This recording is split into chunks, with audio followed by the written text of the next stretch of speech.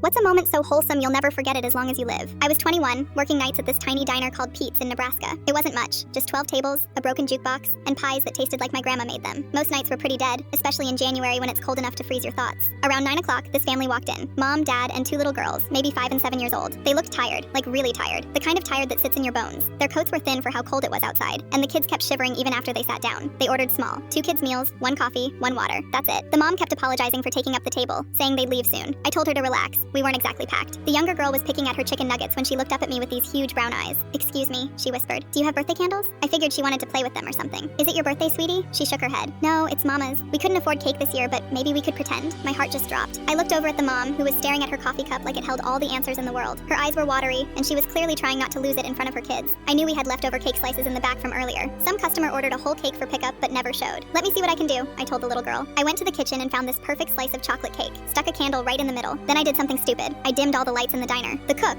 this grumpy old guy named Frank, looked at me like I'd lost my mind. "It's someone's birthday," I told him. Frank shrugged and started humming along when I began singing happy birthday. Even the dishwasher joined in. We walked out there like some weird parade, me carrying the cake, everyone singing. The mom just broke down, full on tears. The dad kept saying thank you, over and over, like he was embarrassed but couldn't stop himself. The little girl clapped her hands and said it was the best birthday surprise ever. After they ate the cake, I went to ring up their bill, but I couldn't do it. I just couldn't. So I told them their meal was on the house, said we had too much food and it would just go bad anyway. Before they left, I ran to my car and grabbed this blanket I kept in my trunk. It wasn't fancy, just some fleece thing, but it was warm. "For the drive home," I said, handing it to the mom. She hugged me so tight I could barely breathe. "You don't know what this means," she whispered. I never told anyone at work what I did with the bill, just covered it myself. 3 weeks later, the same family came back. This time they looked different. Warmer clothes, less tired. The dad had gotten a job at the factory outside town. They handed me this little thank you card with a $20 gas station gift card inside. The mom said, "You were our angel that night. We were driving to my sister's house because we got evicted. Had $23 to our name and 2 hungry kids. You gave us hope when we had none left." The little girl who asked for the candle ran up and hugged my legs. I told everyone at school about my mom's surprise birthday party.